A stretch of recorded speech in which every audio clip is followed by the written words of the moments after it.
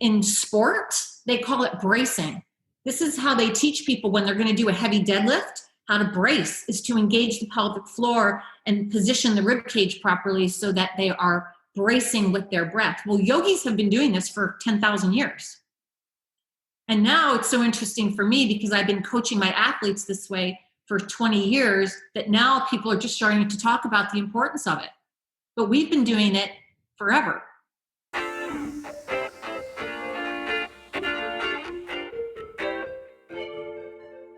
The big question is this: how do we take a seemingly ordinary world and make it beyond extraordinary?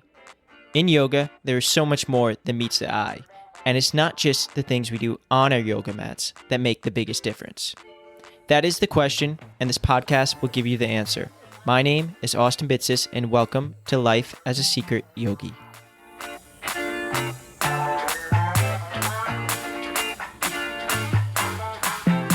So today's guest is Katherine Roberts, coming to you all the way from the beautiful British Columbia, where it's actually raining right now, I found out, but it's beautiful.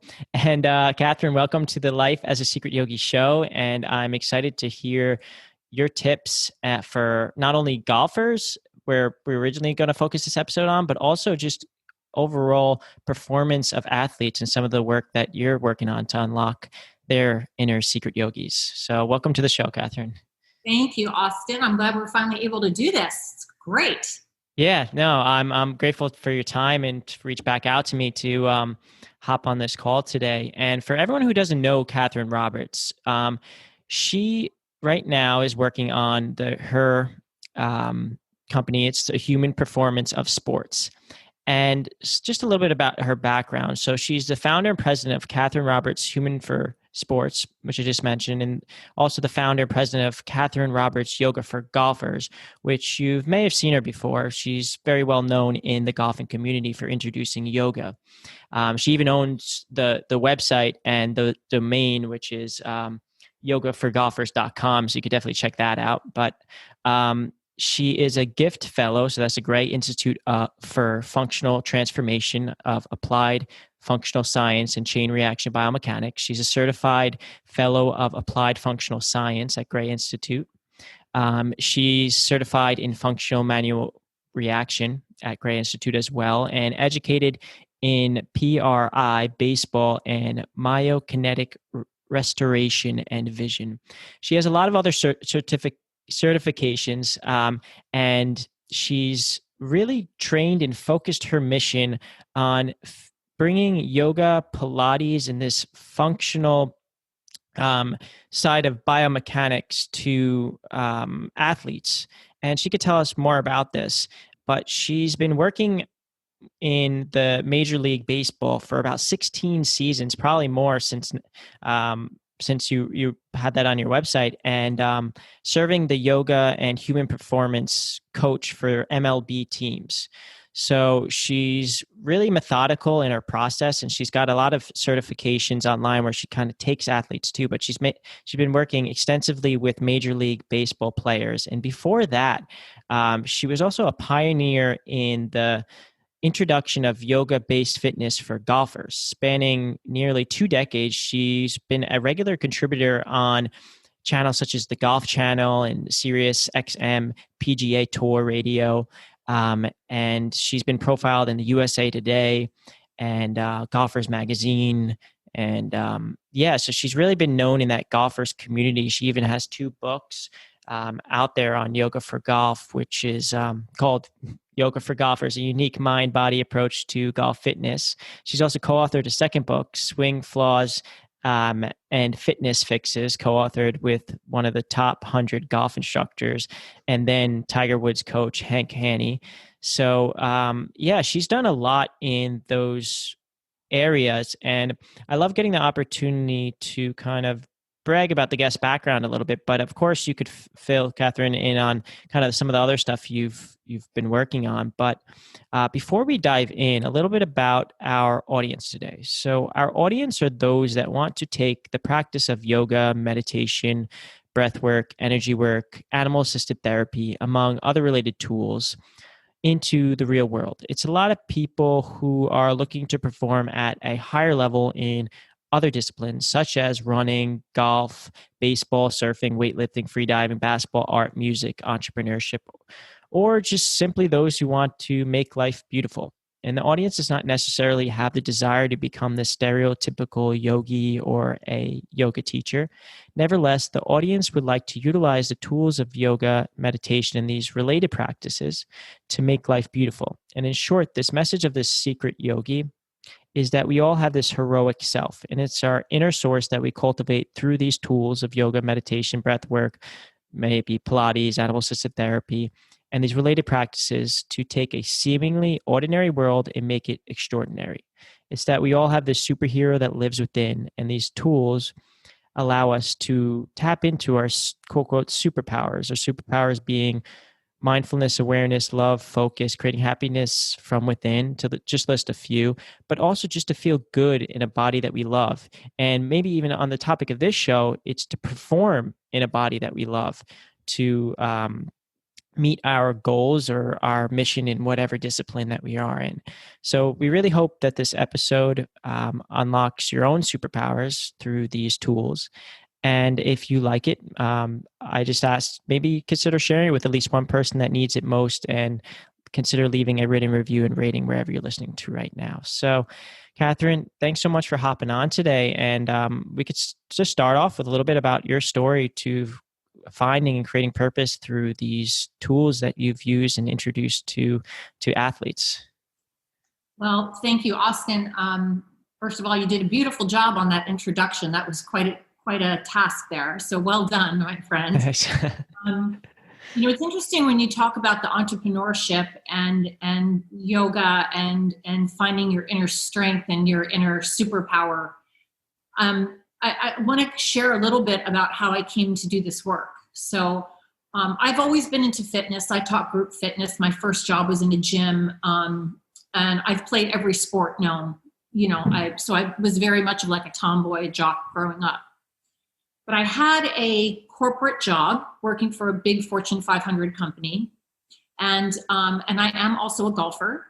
And one day I was playing golf, and the woman that I was playing with was a 5 handicap. And for the non-golfers out there, it means she was really, really good. And I was at that time playing to about a 28 handicap, which the average handicap for a woman is about 29. So I was average. Anyway, she and I started talking, and as I'm playing with her, I'm thinking, whatever she's doing, I need to be doing it. And she was a yoga instructor. And this was about 20 years ago. So 20 years ago, yoga was not on every street corner the way that it is now, by any means. And I started taking yoga classes with her in her home in a very small studio. And the primary practice at that time was Ashtanga. And we did focus on a lot of the 4 purifications, which we can talk to as it relates to sport a little bit later. But I became so smitten with yoga and the practice of it that I quit my corporate job to teach yoga full time. And everyone thought that I was insane. And in hindsight, it was a pretty insane thing to do. I wasn't married. I was supporting myself. I went from a very, cushy 6-figure job to scrambling to make $30 an hour teaching yoga. Anyway, but I loved it. And what happened was, at the time I was living in Scottsdale, and I was teaching a more traditional yoga practice, not Ashtanga, but a more traditional kind of vinyasa practice in various facilities around the North Scottsdale area. Well, what happened was my clientele were mostly golfers, because it's huge in Arizona. And they were all coming back to me, and they were saying, my back doesn't hurt anymore. My balance is much better. I'm much more focused. I have more endurance. I don't get tired towards the end of the round, etc. And so let me just back up for a second. From the practice of yoga, me practicing yoga, my handicap went from a 29 down to a 16. And that's very, very good, and a very significant increase in performance. So anyway, these students of mine, who, by the way, were about 95% male, were telling me that they were getting these tremendous benefits. And I had this aha moment of, I'm going to do yoga for golfers. Well, at that time, there wasn't a movement of golf fitness in the golf industry. The only people that were talking about golf fitness were Gary Player, David Duval, and of course, Tiger Woods came on the scene, and he really put golf fitness on the map. So, and this now translates into the entrepreneurial story. So what happened was there's a very large consumer golf show called the PGA show. And I decided that I was going to make, believe it or not, my first product was a VHS tape. And so I decided that I was going to make a product that I could record and sell to golfers called Yoga for Golfers and start this movement. And my intention, and I'm very, very clear about intention. I set an intention every day. I'm very focused on intention. And my intention was to bring the gifts of yoga to an entire demographic of people who would never walk into a yoga studio, which were primarily golfers, primarily male, and primarily over the age of 50. So what I did was I decided I was going to go to this PGA show and I was going to pre-sell my VHS tape, my first product, and I was going to help generate revenue to pay for the product production. So at that time, I talk about what yoga teachers were making at that time. And, my home equity line of credit was tapped out. My credit cards were completely tapped out. My mortgage was due in 2 weeks and I didn't have any money left. And so I contacted this printer to create these 4-color brochures for me that I could take to this PGA show to help pre-sell my first product. So the printer comes to the door. And by the way, Austin, this was years before Vistaprint ever existed, right? So to get 1,000 4-color high gloss brochures was actually $1,500. Remember, this was like 20 years ago. Okay. So what happened was the printer comes to the door, and I'll never forget this. And I have the check in my hand for the $1,500, and he has the brochures. And I'm literally straddling the threshold. He's on my front step. I have 1 foot in the foyer, 1 foot on the front step, and I'm holding the check in my hand. And I literally said, I'm going to take this leap of faith. And I handed him the check. Remember, this was the money that was going to pay my mortgage. So my mortgage was $1,564. The check was for $1,500. I gave him the check. I closed the door and I just kind of grabbed my throat and started gasping. Like, what the heck did I just do? And so I called my mother and I said, I feel in every cell in my being that by creating this program, Yoga for Golfers, I am going to help people. And that's always my guiding principle is how can I be of maximum service to people I come in contact with? That's always my guiding principle. Less than 2 weeks later, I got a check in the mail. My accountant had accidentally overpaid my taxes, and the check in the mail was for $1,572, and it covered my mortgage for that month. Wow. And fast forward, we now have certified Yoga for Golfers instructors in 40 countries. I've written books. I've done lots of television. I know that my methodologies are helping people because I get emails every day from people that buy now. The products I sell now are all instant downloads, right? But saying that not only are they playing better, but they feel better. And if I can help one person not be in pain and connect with their body and be focused and teach them how to breathe and how to, control their nervous system, how to be in a place of acceptance. Playing sport is very much about being in acceptance. It's, and we'll talk about the mindfulness part in a bit, but it's taking the philosophies of the 8 limbs of yoga, this is what I do. And I interject them and I present them in a context that's around sports performance and performance in general. And so, we're able to have conversations with my clients about things just like that, about letting go, being at peace, trusting the process, learning to breathe, to be present. These are conversations I have with athletes every day. It's not just about how to get more external hip rotation. It's about the whole process of the practice of yoga and, as well as I also teach advanced classical Pilates. So, but all of that, whether it's yoga or Pilates, the central piece is breath. Yeah.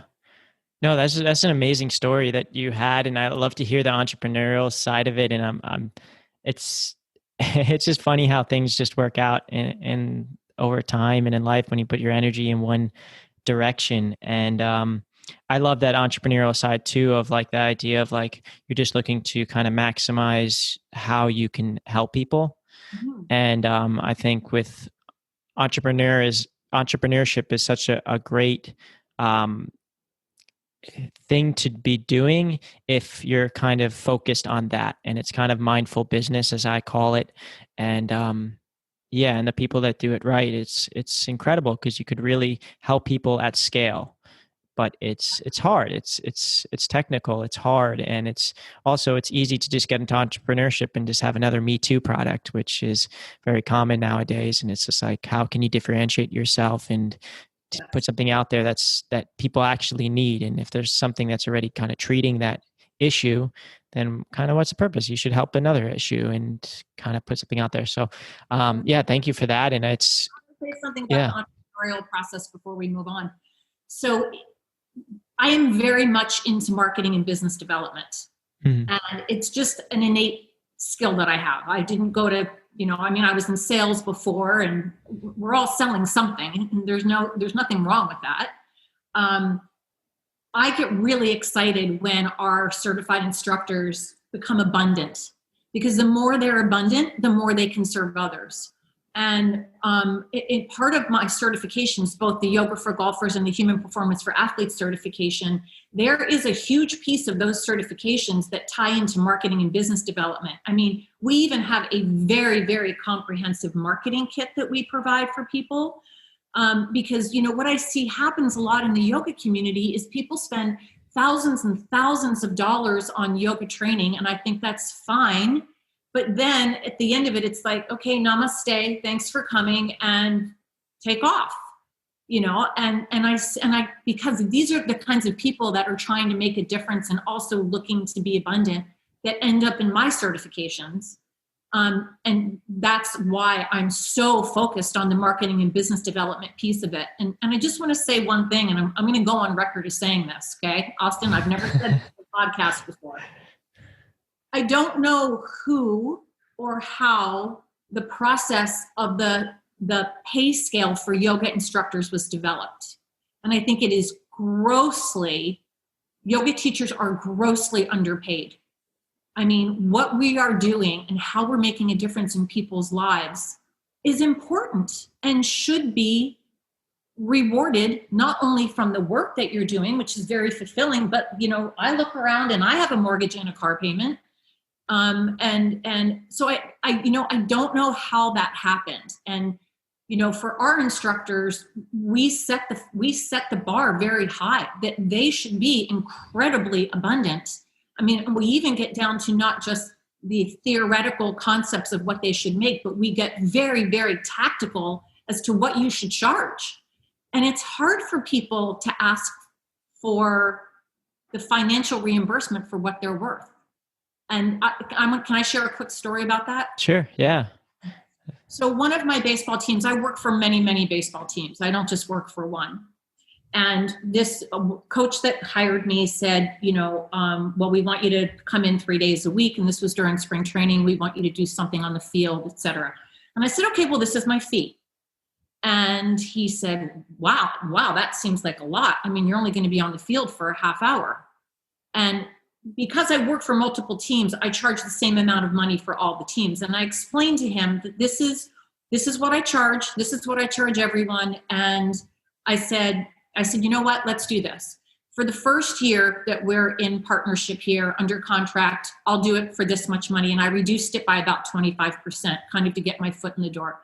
I said, but we have a verbal agreement that next year, if you're happy with my services, next year we go back to the normal rate. And he said, okay. Well, the next year came around. What do you think happened, Austin? Yeah, it's verbal agreements. Yeah. You want to pay me my normal rate? And I said, I said, and this is on the big league side, right? And I said, we had this agreement, and I'm really sorry, but I can't do it. And he said to me, I could get a yoga instructor over here for $75 probably. And I said, no, actually, you could probably get a yoga instructor over there for $35. I said, however, you are not going to get anyone that has 16 years experience in Major League Baseball, who has a degree in chain reaction biomechanics, who, so on and so on. And I was willing to walk away. And I thought to myself, oh my goodness, what am I doing? I shouldn't walk away. I should go back. I started second guessing myself, and I said, no, you know what? This is what I'm worth. And he came back to me and he paid me the full price. Wow. I've now been with that team for 9 years. And the reason why I'm also sharing that story is that sometimes we just have to stick to our guns and know to be in the place that it's going to be okay. At some point you have to say, this is my value, and you have to be willing to walk away and take the risk. But every time I've done that, something better has come along. And I just wanted to share that story.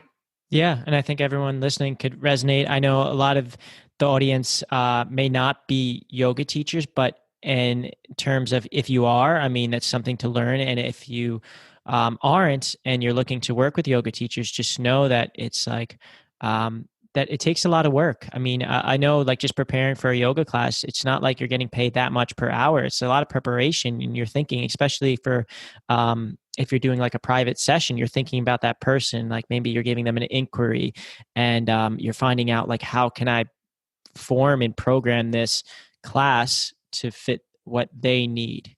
And it's a lot of work, and people don't realize that it's not just, oh, I show up today for 30 and they're getting even at the $35 an hour. And Exactly. Yeah, so just to consider that.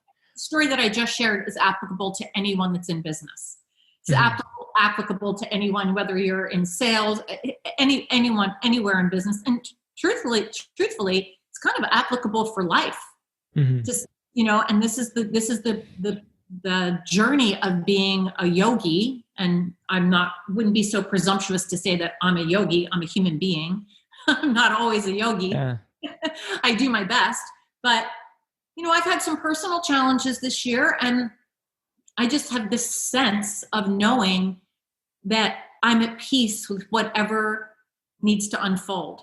Now, the other thing I want to say as the entrepreneur is that I can have that inner knowing. However, I do the footwork and I work my butt off to do everything I can to be of service to people, of course, as that's my guiding principle. But I don't just sit back and say, I'm sure everything will just be fine and the universe will provide for me. No, we have to get out there and do the work. And I do it. But I also do have this inner knowing sense that it's all going to be okay. Yeah. Yeah. And if you put your energy in one spot, I mean, it works out just like you got that check in the mail from your accountant. So that's what I figure with this podcast as well. I don't get anything monetarily from this. But I had some entrepreneur stuff that I was doing on the side before this, running a company. Now I help like a startup run paid media and drive high intent leads that convert to sales. And that's what I do. I do some freelance stuff. And yeah, that's kind of, you just kind of take your time and put your energy in one spot. So I'm really happy you share that. And so for the preparation for this podcast, in the topic, and then we'll kind of dive into sports in general and some of the stuff you're working with MLB, but in terms of yoga for golf. So I interviewed my actually girlfriend's brother-in-law. He's a big time golfer. Almost every weekend he's at a tournament. We were actually at a tournament last weekend. I wasn't golfing, but he was golfing. And so I interviewed him. And I asked him, like, what are some of the biggest questions? And I was a little surprised because he is like the big time golfer. He mentioned that golf is about 90% mental. And as like a really fit guy, like he's really fit. He's jacked. He's an athlete. He was a college athlete as well. And he deals with the kind of the generic stuff like lower back pain, tight shoulders. And during like a long set of golf, a lot of this stuff bothers him, but he still mentioned like the biggest thing is the mental side. So I guess the first question would be just kind of starting off, like we could break it down into physical, and then we could kind of break it down into psychological sides of golf. So question one that he had was in terms of just like the physical side of golf. So he said the three things with golf is that he mentioned was core strength, flexibility, and consistency, and replicating the exact swing. So how can you use yoga to work all three of those areas? That was his first question. So you said core strength, consistency, and you said low back? Flexibility. Flexibility. Okay. All right. Well, he probably represents 95% of the golfers that I work with, except for the fact that he's incredibly fit. Mm-hmm. Yeah, he's only about 30, in his low 30s. So, but I just in general, I kind of consulted him for this interview because I'm not. I've golfed, but I'm nothing like him. So, right. Well, there's a couple things to touch on with that. First of all, when you say flexibility, there's a difference between mobility and flexibility. Mm-hmm. Right? And so when we talk about mobility, we're really talking about joint mobility. And when we talk about flexibility, we're talking about range of motion. And I think when people think about yoga, or they think about yoga for golfers, they think, oh, it's only about getting me more flexible. Now, there's definitely a component of, and I actually prefer to use the word mobility over flexibility, okay? But there's definitely a component to that. We all know that yoga can help make you more mobile or, more flexible.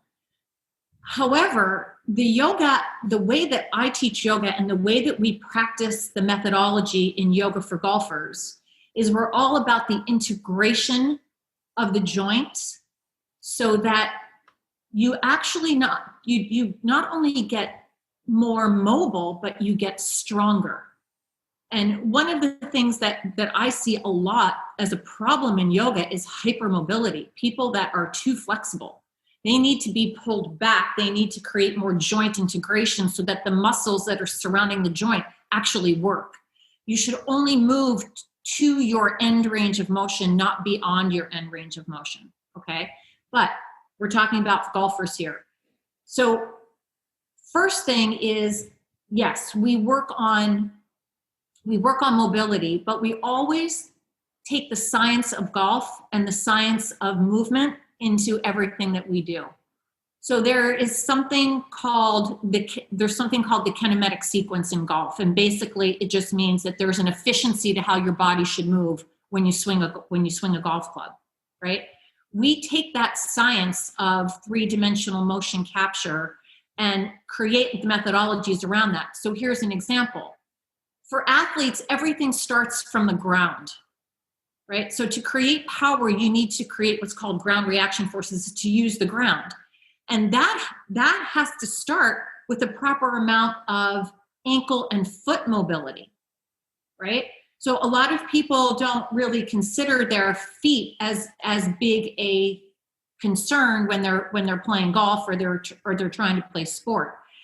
But everything starts in your feet. And so because my degree is in chain reaction biomechanics, I can tell you that if someone has an inability to have ankle dorsiflexion, right, or plantar flexion, or they have prolapsed arches, meaning flat feet, right, or they walk or roll on the outside of the foot, that is going to affect everything up the chain. And why that's important is because many golfers have extensive injuries.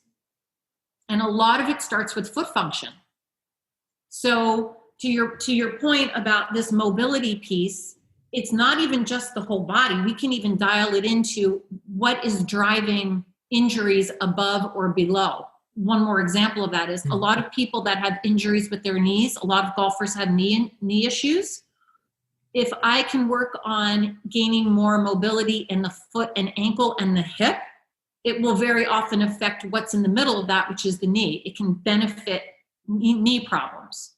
Okay, so I know I'm kind of going off onto a tangent because I just get excited about this stuff. No, it's great, yeah. But what I want to say is, in the Yoga for Golfers certification, we have a huge section which is working with common golf injuries, and so we have to know how to modify the poses so that everyone finds success. So the way that I teach is I always teach in building blocks. And I say, okay, if this is good for you, then you can stay here. Let's say, for example, let's use a pose of like extended table pose, right? So you're on your quadruped, you're on your hands and knees. I might say to the person, let's start by extending your right leg behind you. Now you can extend your left arm behind you. If there's more available, then you can start to pulse the leg and the arm up and down 10 times. So everything is taught in building blocks because most golfers have a lot of injuries. So 63% of golfers have low back injuries. 63%. Okay, so we focus a lot on the getting mobility in the lumbar and the thoracic spine, but that starts with hip mobility. Okay, so we focus a lot on hip mobility. We focus for that to help with lumbar as well as thoracic spine, because you need to have that rotation in your thoracic spine. Now, the other thing is that your girlfriend's brother talked a lot about core strength. In my world, core strength includes all of the muscles of the front of the body, meaning, rectus, transverse abdominis, internal, external obliques, as well as all of the muscles of the back of the body, including the glutes. So whenever anyone is working with me, you're never going to do a bunch of crunches or like those Yogi bicycles or whatever that stupid stuff is. I didn't mean to say that. Nice. Yeah. But, and this is where it comes into the concept of Mula Bandha, Uddiyana Bandha, and Jalandhara Bandha for the yogis out there. So engaging the pelvic floor, lifting in the pelvic floor, right? And then also creating what's called intra-abdominal pressure, which has to do with the position of the rib cage, and using the breath is how you create this intra-abdominal pressure. And that's also how you can create core strength. So core strength isn't just about doing a bunch of crunches, again, which is just your rectus abdominis. It's about learning how to control your body from the center. This canister, which is the pelvic floor, to Jalandhara Bandha, kind of just drawing back of the chin. This canister is in sport, they call it bracing. This is how they teach people when they're going to do a heavy deadlift. How to brace is to engage the pelvic floor and position the rib cage properly so that they are bracing with their breath. Well, yogis have been doing this for 10,000 years. And now it's so interesting for me because I've been coaching my athletes this way for 20 years that now people are just starting to talk about the importance of it. But we've been doing it forever. So that's kind of like the mobility piece and the core strength piece. And then, the consistency, I don't really worry that much about consistency because I don't teach golf. And a lot of that has to do with mechanics, the mechanics of the golf swing. The word that I use is efficiency. I want my athletes to be as efficient as possible. And a lot of that has to do with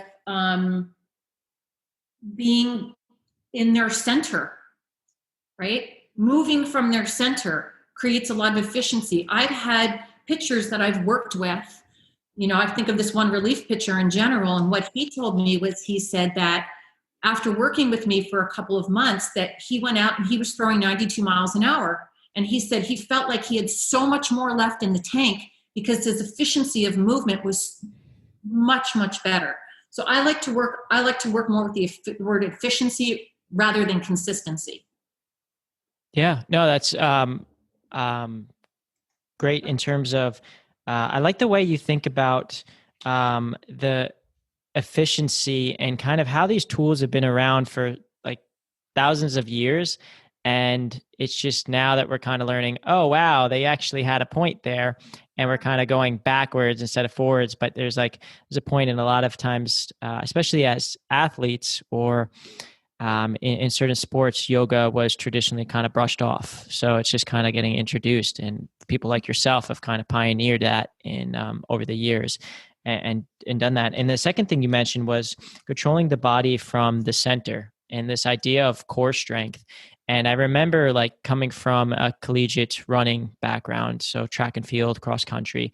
I'm like, oh, I'm strong. Even as a runner, we spent so much time doing core work. We spent so much time in the weight room, just doing different body weight stuff and even heavy weights. But you think you're strong. And then I started getting really into yoga after because I had a few not little injuries. I had a few serious injuries that stopped my running career. And that kind of made this shift. And I realized, wow, I'm really my core was weak, not strong at all. And compared to what it is now from just doing yoga, and people are like, oh, you can't get strong from yoga. It's like, it depends how you practice. Like we mentioned in the beginning, it's like breath. Like my definition of yoga is really any type of movement that's fused with awareness and mindfulness with breath. So and that's how I practice. So if some days I want to do very more like calisthenics and strength-based practice, I'm mindful. So that's form, and I'm aware of my movements, and I'm fusing that with my breath. And I myself practice a lot of like Pilates, bar stuff, and yoga, and fuse it all together with calisthenics and gymnastics. And you know what? You get great, but I'm going a little off topic there. So the second question was, what routines or like types of yoga styles, or maybe styles that you teach, how long and like which poses? Just, I think he's really asking for some actionable items that, as a golfer and somebody that's really hasn't been introduced to yoga besides a couple classes that myself and my girlfriend has taught him, like what are some actionable items that he could take some time away from, like say the driving range, put into golf and have an impact on his performance in these competitions, or just there's a couple questions there. One is styles of yoga, right? And one is, I think you're asking for like specific poses. Yep. So he's actually for like specific styles of yoga, and kind of breaking down into like, is there a few key poses that he could utilize to kind of up his game? Yeah, that's great. Okay. Well, first of all, in terms of styles of yoga, it's interesting. People ask me all the time, well, what style of yoga is yoga for golfers?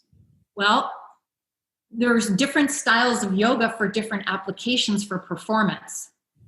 For example, we always begin with a short breathing practice, okay? Just so we can create awareness of the breath.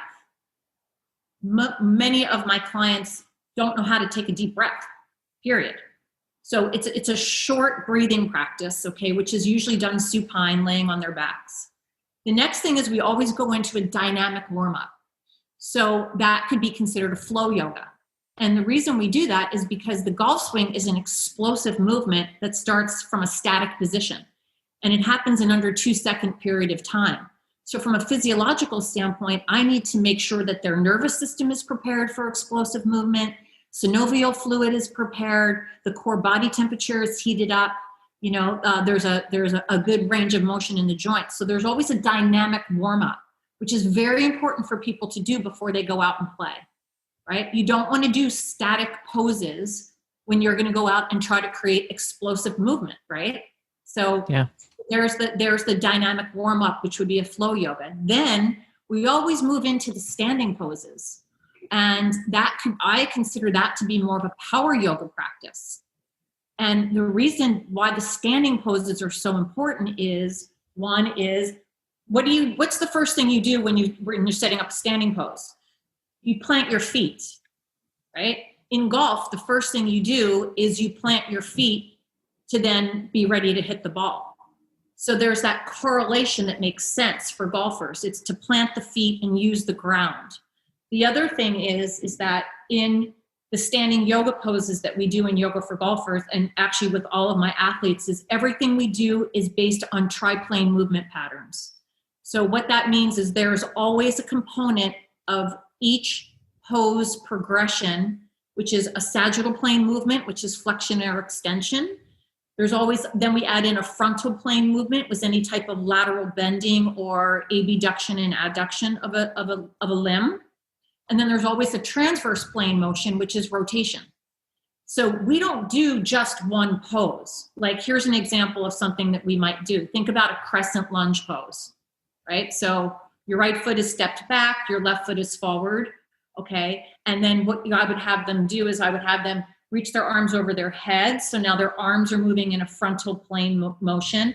Maybe there's a lateral bend to one side and the other side. Then we have them hold the club out in front of them while they're in a crescent lunge, and they rotate over the front leg.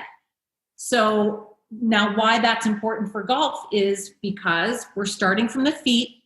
We're strengthening the glutes because your glutes are the most powerful muscle in your golf swing to create distance. We're adding triplane movement patterns, which is what the golf swing is, all doing that in the standing poses. Okay. Now, the other thing is then so that would be, I would say, that would be more of a power yoga practice. Okay. Then we'll go down to the ground and we'll start to, actually, let me back up. Then what we always do, and this is very important for golfers, is we do a balance series. So anytime I can train my athlete on one leg, I'm going to do it. Or anytime I can train my athlete to have one glute more activated than the other one, I'll do it. Because in golf, and again, I know we're just talking about golf, we haven't gotten into baseball at all, or any other athletes. In golf, the only time that your glutes are fired simultaneously is when you're at the address position, which is when you're standing, getting ready to hit the ball. As soon as you start to take the club away, the right glute is going to start firing, is going to load more than the left side. And then through impact, your left side is loaded more than your right. Okay. So when you want to train an athlete specifically for the sport, do as much as you can to create as authentic a movement as possible. Now, the reason why I want to talk about balance too is that right there is the opportunity to talk about the 8 limbs of yoga. And so the mindfulness and the mental practice, okay? In a round of golf, which usually takes about 4 hours and 20 minutes, you're only playing 14 to 16 minutes of golf. So the question is, and every golfer will tell you that golf is totally mental sport, right? How do you, one of the 8 limbs of yoga is withdrawing from the external forces, right? Moving inward, one-pointed concentration, all of these concepts of the 8 limbs of yoga, we instantly institute into the balancing poses. And we also use the balancing poses to have a conversation with our athletes about their inner dialogue.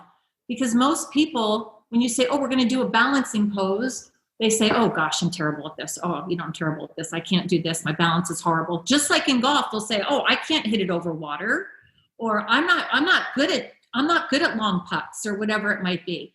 So what I'll say to my golfers, I'll say, take the time now to practice one-pointed concentration, to listen to your inner dialogue, and say in your mind, I'm really good at this.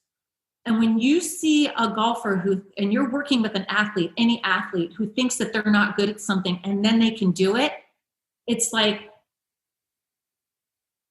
samadhi. It's like enlightenment. And so that goes into the balancing pieces. Okay, so to recap, we've got dynamic warm-up, which is flow. We have standing poses, which is more power. Balance poses, which is single leg work. And then we go down to the ground, and then we work core. And that's really when I start to infuse some more Pilates types of things. However, this whole time that I'm training my athletes, we are talking about the breath and the position of the diaphragm with every single movement pattern.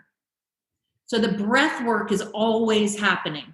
The mindfulness is always happening. The proprioception and body awareness is always happening. And then we usually finish up with something that might be on the restorative side. Maybe it's legs up the wall. After we do, some work on the ground, maybe some rotational stuff, pigeon poses, reclining pigeon, whatever that might be. But the reason why we incorporate restorative yoga, like legs up the wall, is because if a golfer walks, they're walking 4 to 5 miles around.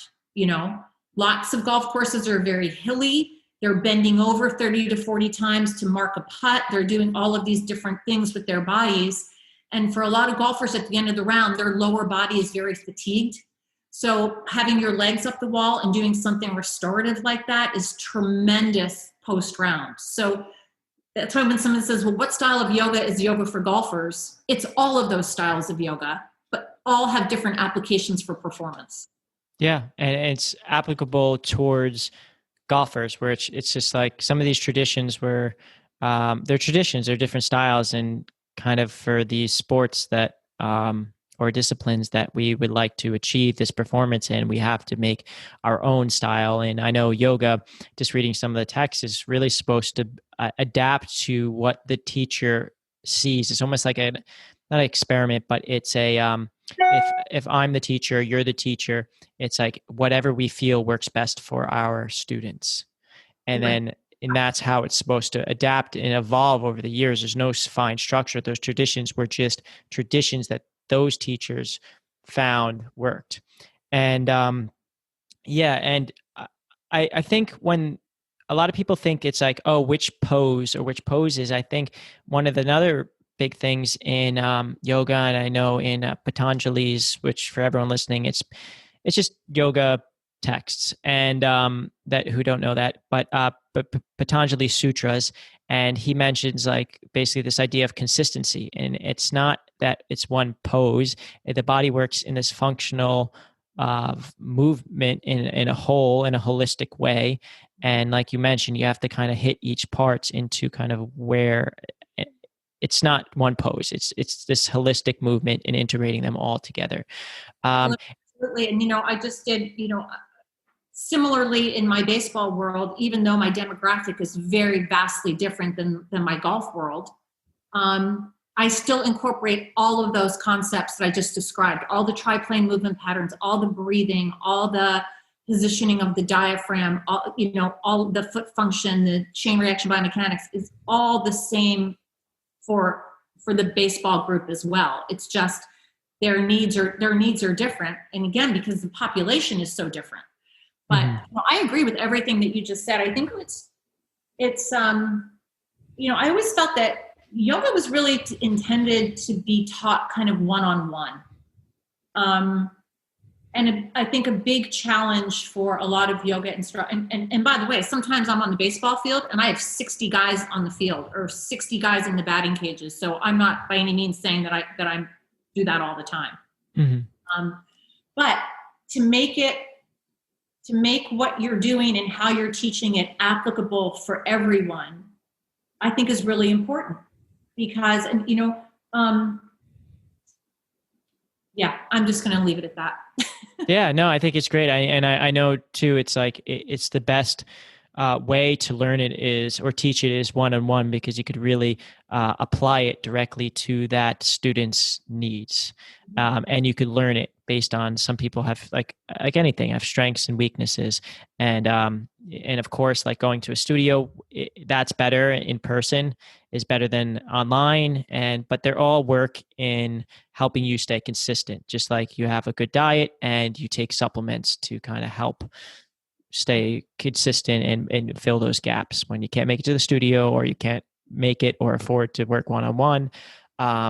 And especially times like this where a lot of people are at home, it's like online stuff is great. Courses are great.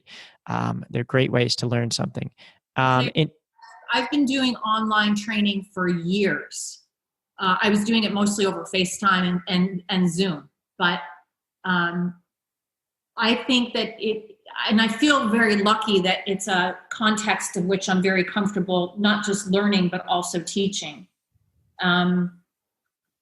I think it's a huge shift what's happening now. And I see it as an opportunity to reach more people. Yeah. To give you an example, we just did a yoga for golfers, because yoga for golfers certification is level 1 and level 2. We just did level 2 and we did it live over Zoom. And simultaneously, we had people that were in Japan, France, Australia, Mexico, Canada, all over the world that were participating in this live. And then we recorded it, obviously. But I think it's an opportunity to reach way more people than we ever could. And frankly, I was doing the certifications in person twice a year. I don't think I'll ever do them in person again. Yeah. No, it's great that you could spread that message at scale with so many people online. And I think that's a great opportunity when everyone's looking at kind of like, what are the optimistic viewpoint of our situation right now? And in terms of yoga for golf, I'll just ask you, kind of generalize, like, what are some like actionable steps if somebody listening to right now, they saw the title, it says yoga for golf, and they want to kind of take away some actionable things right now based on your processes, and kind of recommendations that you may have. Okay. Well, it's actually yoga for golfers. Golfers, so multiple people. Find me, yoga for golfers. Some applicable things that they can do right now. Are you asking for like specific poses that I like? Poses, things. If somebody's not kind of, let's say they've been to a yoga class, they're just like, this is not for me. Like, how can I like just take what I need from yoga and apply it to be better at golfing? Okay. Well, I mean, I think the first thing I would say is, working on your hip mobility is going to be important. I mean, just a foundational exercise that I really like is just laying on your back with your knees bent and your feet wider than hip width apart and just doing window washers with your legs, for your hip mobility. That's a really good one that I love. Believe it or not, cat-cow is fantastic for golfers for two reasons. One is it helps with lumbar pain. And the other thing is it gets your pelvis into what's called a posterior tilt, so you can fire your glutes. If you can't fire your glutes, you're going to lose distance. I also like even where you're quadruped, where you do like a twisting table type of exercise, because you need to have proper thoracic rotation. The standing pose is the one that I talked about, the crescent lunge, where you're in a lunge position and then you rotate over the forward leg, right? And then you add a lateral bend, some type of lateral bend with your arms over your with head. the golf club. So so some of these are kind of prehab versus not prehab versus rehab, but like before versus post versus during. You can kind of use these for all before you play, because they're all dynamic and they're all dynamic movements. Okay. I'm trying to think. There's another one that I really like where you're side lying. Let's say you're side lying on your left side. Your knees are bent 90 degrees to your body and your hands are out at shoulder height, but they're extended directly out perpendicular to your body. And then what you do is you take an inhale and you take the right side of your body, just like your right arm, and you open it up and then you close it up.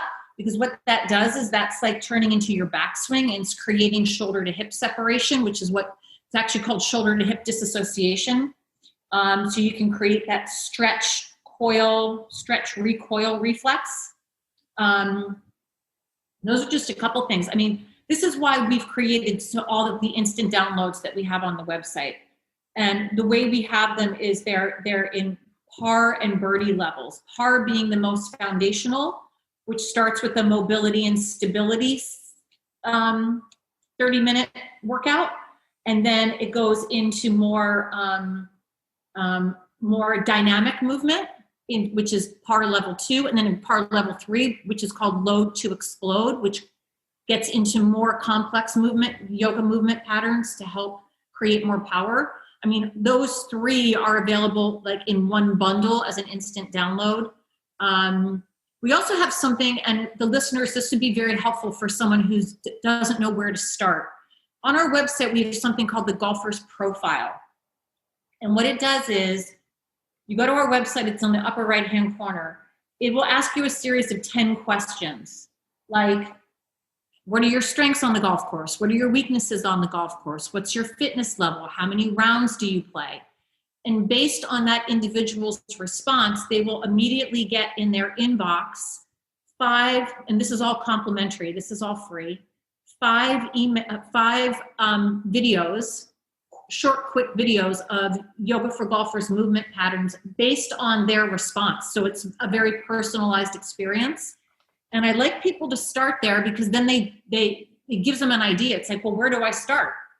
If one of the boxes you click is that you have a problem with posture, that's going to get you a video that talks about, thoracic mobility and proper hip hinge, which helps with posture. There'll probably be a core strengthening tip in there, which helps with posture. So I really like the Golfer's Profile. And we created that just for that reason, for somebody that didn't know where to start. Yeah, no, that's great. I appreciate you putting that out there. And for everyone listening, definitely check that out. I'll put it in the show notes below. So if you don't know where to start, and it's a good place because it's like, what's that quote? It's like you'd squeeze decades into days, like, or something, like working with like somebody who knows, like a coach. And I always kind of think about that and like where to start. So like kind of free resources like that is very awesome. And I mean, if they want to too, and it's like, hey, this is something that's worked so far for me, I mean, you have a whole kind of certification and course that you take everyone through, and now it's available to everyone in the world. And so that'll be in the show notes below. And I think this idea of like, when people think of like, oh, I'm going to try yoga, and it's not specified for their discipline, where you mentioned like, it's, you don't want to be doing static movements before you're doing a dynamic exercise. And the same thing goes for running. Really, any sport's very dynamic. And like somebody will be like, oh, you know what? I'm going to do a yin class because I heard yin's easy. And it's like, that's probably the worst thing to do before you practice, especially like if you're doing something that's very like power driven.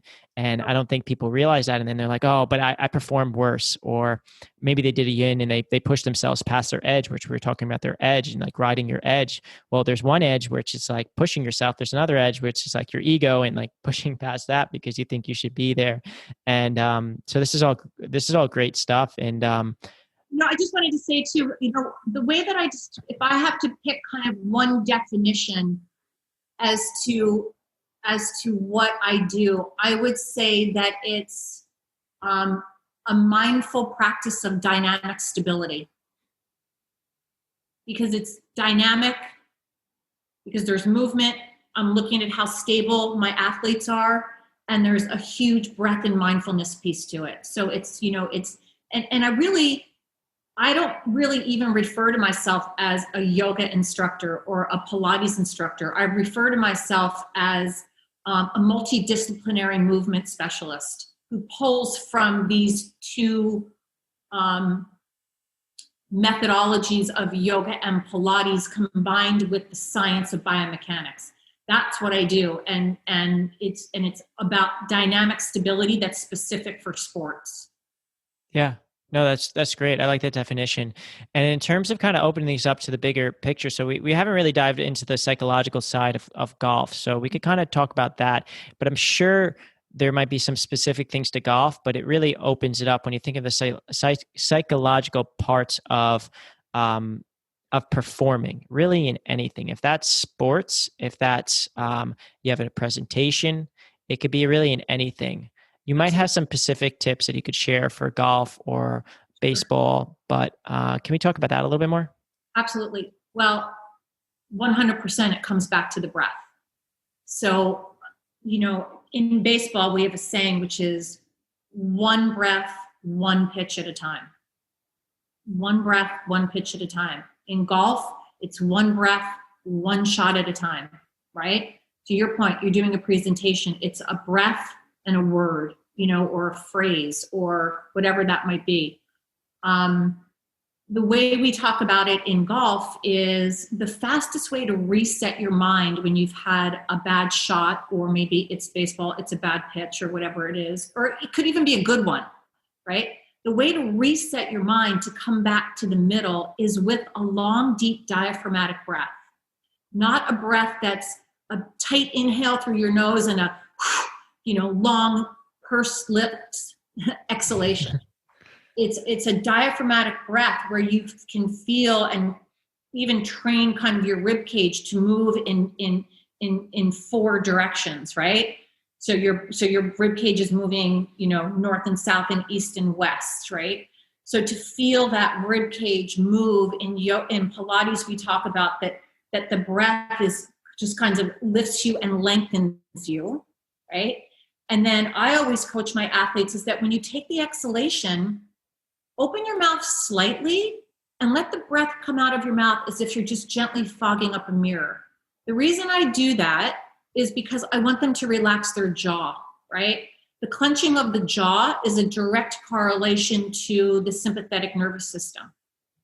So I'm not suggesting that every athlete needs to be in a parasympathetic state all the time, because we need to create power. But in my world of sports, what we're trying to do is turn on the nervous system and turn it off.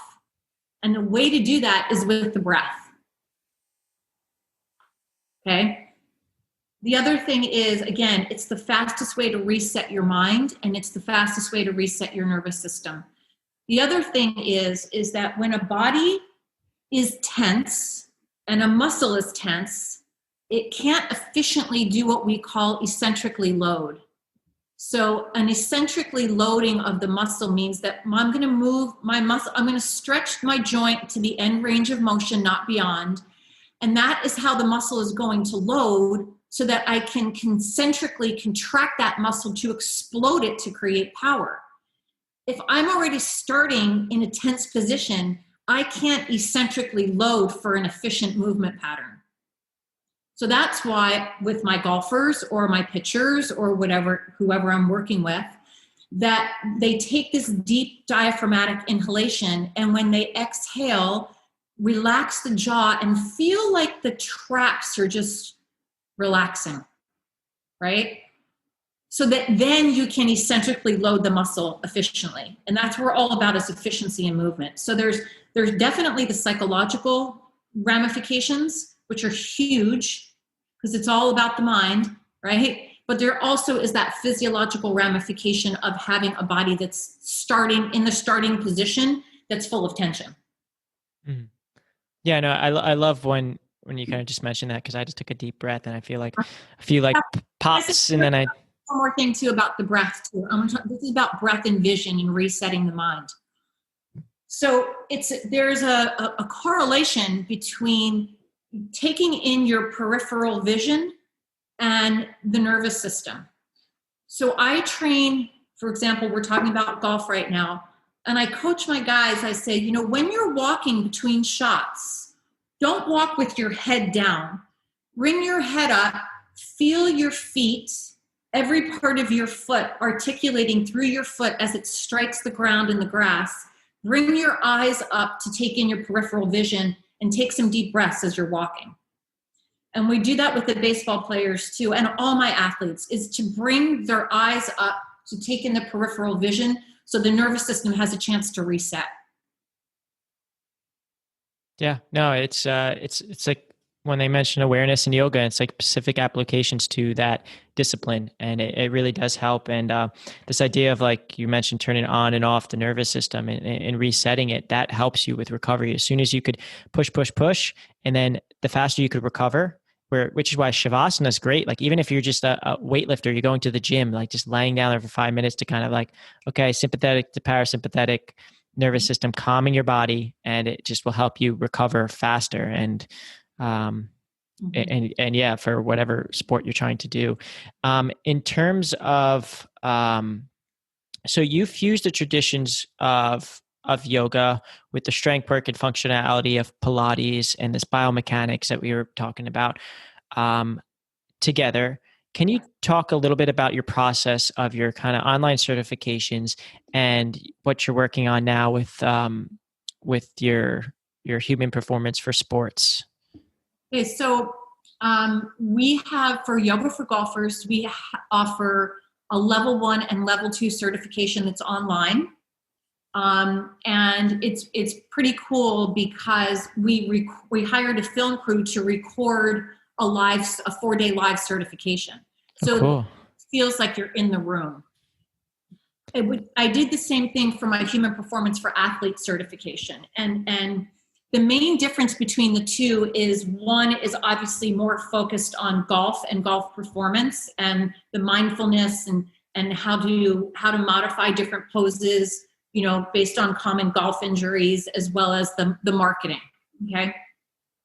On the human performance for athletes side, that's where we really dive into these triplane movement patterns for athletes. We do the same thing in level 2 yoga for golfers, but in level 2 yoga for golfers and the human performance for athletes, we dive deep into how to assess your athletes. So that's one of the things that I'm responsible for doing in Major League Baseball, is I'm responsible for assessing the players and reporting back to the strength coaches and athletic trainers what my discoveries are, so that we can work as a team to help formulate an appropriate training protocol for that athlete for that time of year. Because that's another thing we haven't even talked about. There are different times of years have different needs for the athlete. Mm. But in the human performance for athletes program, again, that's also available online. And we dive very deep into assessment strategies. We also dive much, much deeper into the mindfulness piece. So we have he's a mindfulness coach with one of my MLB teams, and he actually leads that part of that certification, which is really interesting. We also, in both programs, dive deep into sequencing. How do you sequence? What poses do you do? Let's say a player comes to you and they have some sort of issue. How do you assess them to try to uncover maybe what's going on, and then create a training protocol? So again, in level 2 yoga for golfers and human performance for athletes, everything is done in tri-plane movement patterns. It's not just one pose. It's a sagittal plane movement pattern to a frontal to a transverse. So there's progressions. And it's, again, based in yoga and Pilates and chain reaction biomechanics. Mm-hmm. No, that's great. And in terms of breaking down and unpacking this mindfulness piece that you just mentioned, what types of things do you discuss in your courses about mindfulness in relation to yoga and these disciplines? Well, definitely goes back to the breath.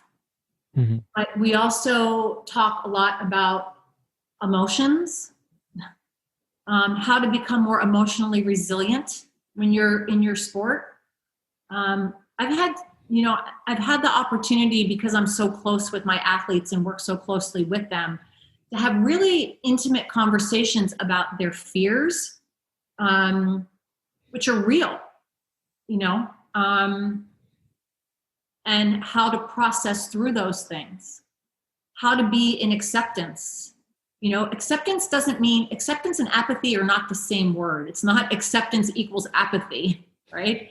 And at the level that I work with my athletes, they're very, very highly competitive, and we don't want to dampen that competitive spirit. But we also want to try to help to teach them that it's not always outcome driven. It's mostly process driven. So we have these kinds of discussions. It's hard for me to say, it's one thing, because it's not. It's the emotional resilience. It's the breath. It's being in your body. Don't underestimate the psychological power of being in your body. I have a guy that I'm working with now. He's a major league player on the big league side. And he actually chose to opt out because of COVID. He has a young family. And so I train him with Pilates, mostly.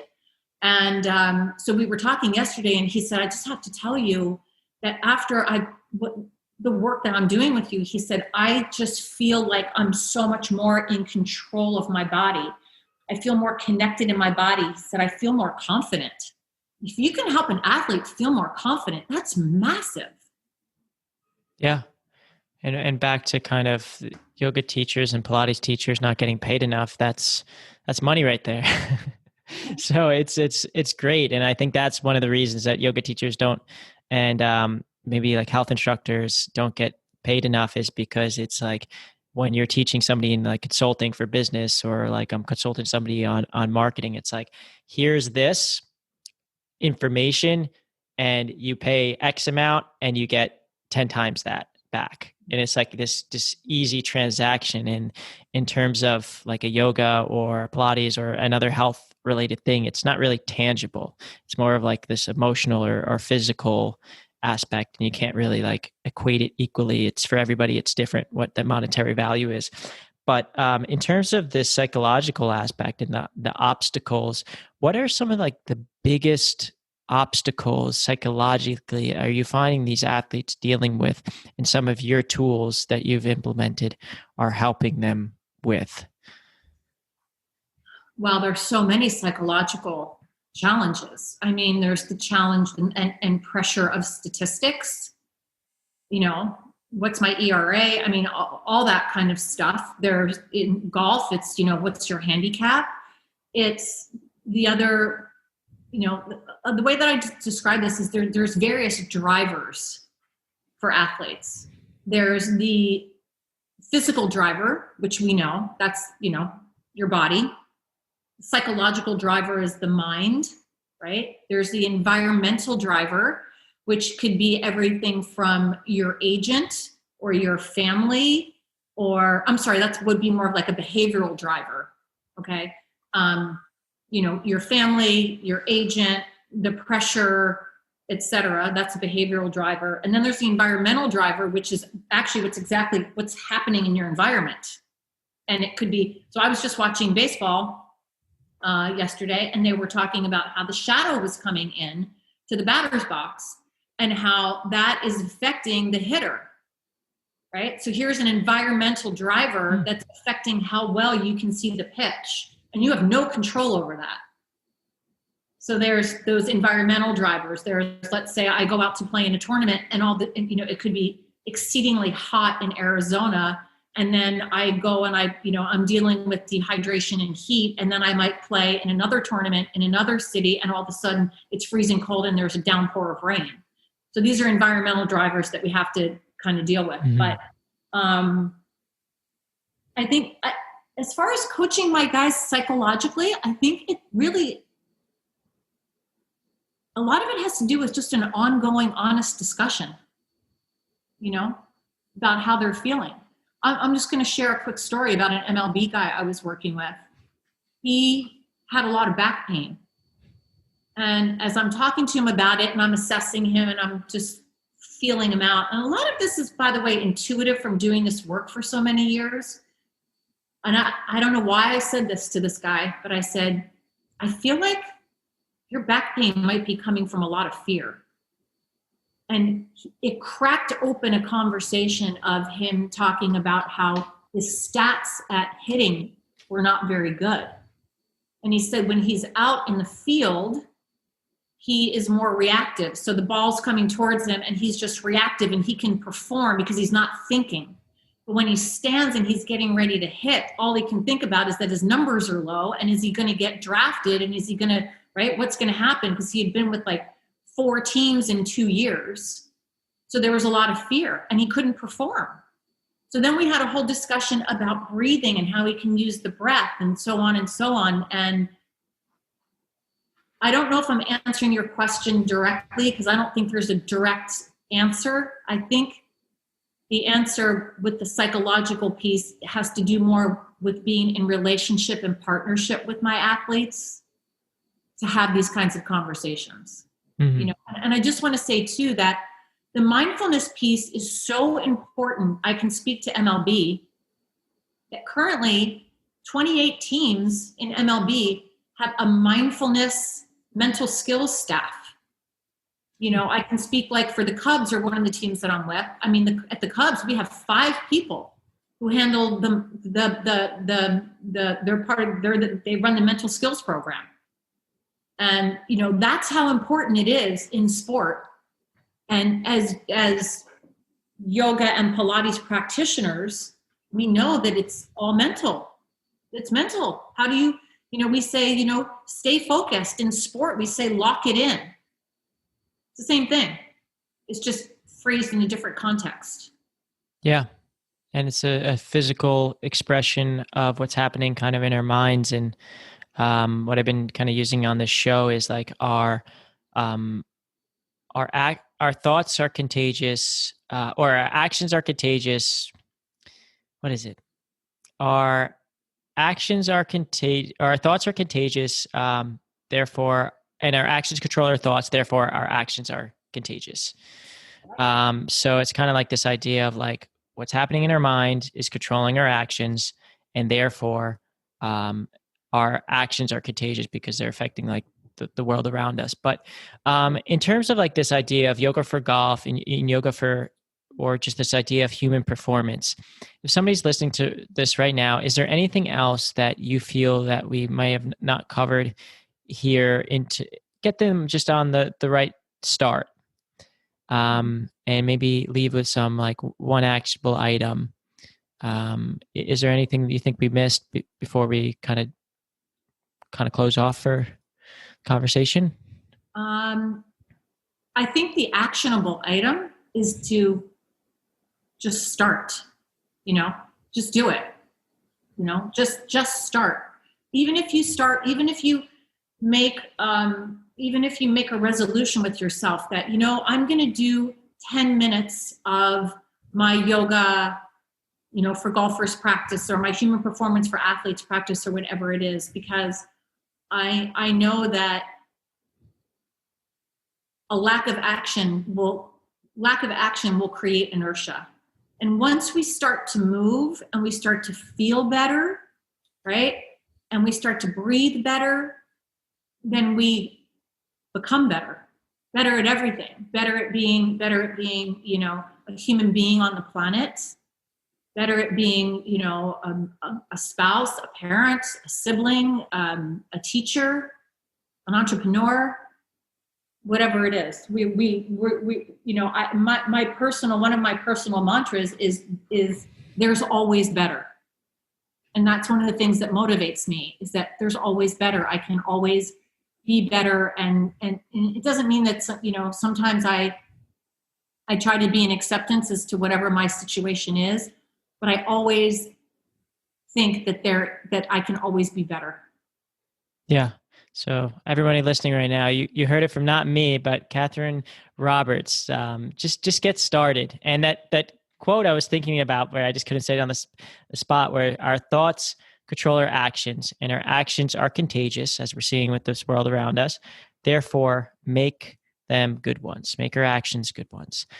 So I have two final short questions for you. Okay. And one is, I see your pups are ready. You ready to introduce me to your dogs behind you. And I love to ask all guests that have a connection with their animals, what yogic lessons can we learn from our dogs? Unconditional love. Great. Yeah. No, I think that's perfect. There's just so much they teach us. And I think it's such an opportunity, if you can have a pet or get out in nature or whatever way to connect with the world around us. There's so many lessons that you could learn. And unconditional love is a great one. So the final question is kind of, what's next for you? Like, I'll share some stuff where people can find what you're working on and your courses and everything in the show notes below. Is there anywhere else or any specific places where you'd like people to find you if they have any questions, or kind of what else are you working on and you want to share? Yeah. Well, I do post a lot of movement patterns on my Instagram account. And my Instagram is Human Performance for Sports. And there's an underscore between each word. Maybe you can put that in the show notes. Yeah. And at Twitter, I'm at Roberts Yoga on Twitter. However, one of the things that I'm working on is how to get the word out more, to educate people more, because I'm always learning too. So every day I learn something new, and I want to try to transmit that, mostly through my social media, to share with people something that, that I've learned, and I'm always learning. You say, what are you working on? What's next? I don't have a tangible answer for that, because I'm always working on something. I'm working on a third book, which is based on my Human Performance for Athletes certification. I'm really excited about that program because, we've spent a lot of time talking about golf and baseball, but I also train MMA, Olympic weightlifters, runners, cyclists, all kinds of athletes. I just want to share this. Bill Bowerman, who was the founder of Nike, had a saying, and the saying is, if you have a body, you're an athlete. And even though I've been talking about athletes at this very high level, if you have a body, you're an athlete. A baby's an athlete. Yeah. And so I mostly it's working on the third book, but it's also just trying to educate people more about biomechanics and movement and breath and intention. Yeah. I'm excited for that new book to come out, and I like that quote from Bill Bowerman. It's like, if you have a body, you're an athlete. Even if you're a desk jockey listening to this right now, it's like we all need to function. So I love that quote. And in terms of like educating and sharing more, like we're always the student. Even if when we become the teacher, we're always the student. We're always learning. That's kind of where this podcast comes in. But what's unique about this podcast is every episode is paired with an interactive episode. So back to that question, like what actionable items, just get started. It's like, that's what this podcast is for. It's like learn, inspire, educate. But then every episode is paired with an interactive episode. So definitely go check that out for whatever interviews you've kind of listened to thus far, if any, on this podcast. Always check out the following episode because it's just a quick interactive. If it's a meditation, a technique, a visualization, a breath work, anything, it's interactive, help you stay consistent in your practice. So interject something real yeah. quick.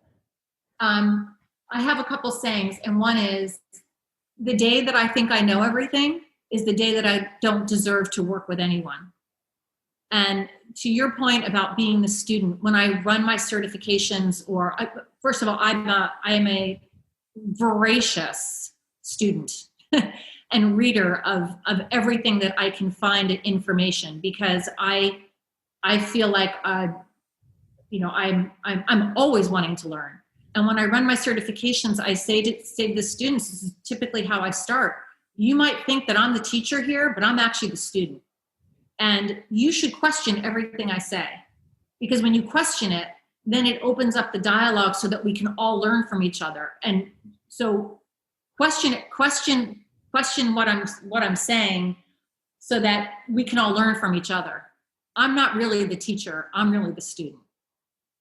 Yeah, no, I like that. And the same goes for myself in this podcast. I'm coming from this from a journalistic point of view. I'm fascinated in talking to yourself and the other guests on the show. And of course, and I'm trying to share a message that I believe in is meaningful. But it's been a pleasure speaking with you today, Katherine. And I want to thank everybody who is listening to this conversation for your time and attentiveness. I hope this episode has opened your mind and really motivated you to just start now and utilizing yoga, meditation, breathwork, Pilates, and these tools that Katherine and I have been talking about on this episode. If it's to up your golf game or whatever your discipline is, yoga and these related tools are truly these amazing tools to unlock your secret yogi, as we call it on the show. And for everyone listening, make sure to share this episode with your friends or family, and also consider leaving a written review and rating on Apple Podcasts or wherever you're listening to right now. Also, you could sign up for our weekly newsletter where we just share some updates.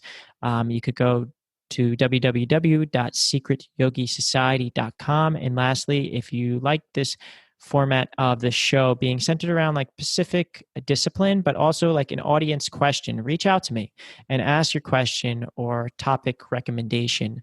You could do that on Instagram or email, answering directly back to our newsletter. I look forward to hearing from you all. And Katherine, it was an absolute pleasure talking to you today, and I appreciate the extra time you've given me. Thank you so much. And meeting your dogs too. That was great. Thank you. I appreciate it. Namaste.